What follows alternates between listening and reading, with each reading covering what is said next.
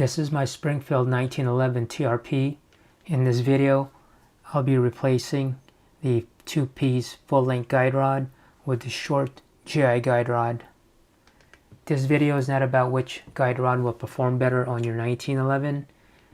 I simply want to remove mine for convenience, because in order for me to take the pistol down for cleaning, I will first have to remove the full-length guide rod with this Allen wrench in order for me to remove the slide from the frame. Also, when I'm at the range, this guide rod here will come loose on me maybe once or twice, and once again I will have to retighten it with this tool throughout the day. So if you decide to keep the two-piece guide rod installed on your 1911, make sure you have this with you at all times. The parts I'll be using is the Wilson Combat spring guide. These two aren't required, but I'm going to go ahead and replace it. It's a Wilson Combat spring plug, it's blued, and the Ed Brown drop-in barrel bushing.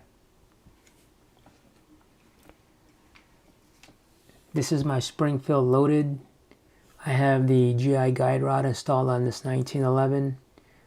I have about 500 rounds through this pistol now, and I cannot tell the difference between the short guide rod and the full-length guide rod when it comes to the performance and functionality of the pistol. Before we continue in removing the slide from the frame, I just want to show you the part numbers I'll be using. For the spring plug, it's model number 565B. For the spring guide, it's model number 575S. And for the Ed Brown drop-in barrel bushing, it's model number 832. So let's go ahead and remove the slide from the frame. Grab your Allen wrench, loosen the guide rod by turning your guide rod counterclockwise.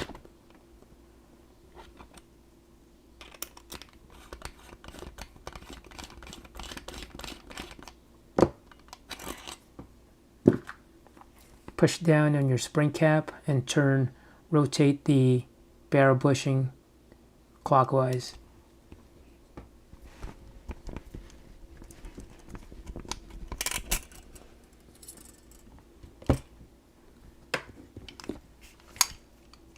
Remove your slide catch.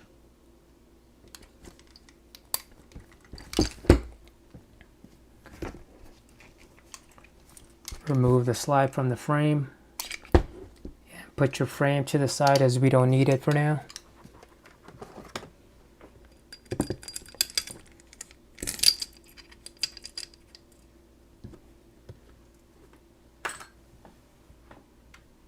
Let's go ahead and remove the spring and spring guide from the slide. Pull it towards the back of the slide.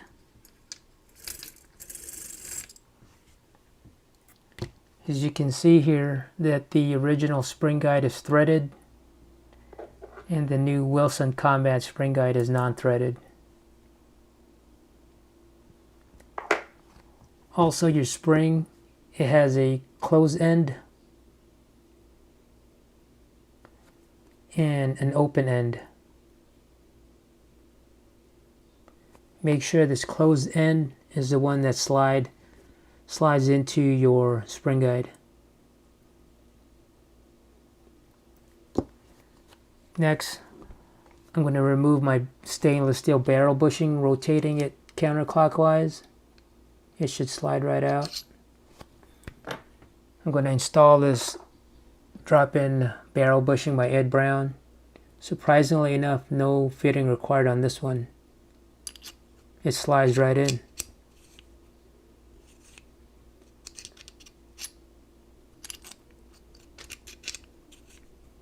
Alright, let's continue. Grab your spring and spring guide, slide it from back to front. And now grab your frame. It's a basic reinstall or basic reassembly at this point.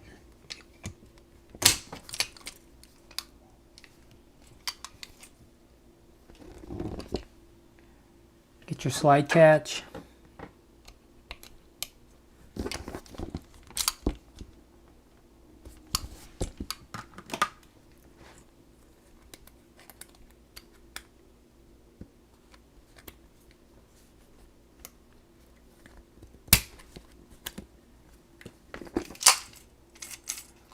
Once again, you can reuse your old spring plug if you want. It'll still work. But I'm going to replace mine with this blue spring plug by Wilson Combat. Push down and rotate the barrel bushing counterclockwise. And that's it. Very easy to do. No more tools required to take down your pistol for cleaning. Also, you don't no longer have to worry about your guide rod coming loose, since there is no more guide rod, just a spring guide at this point.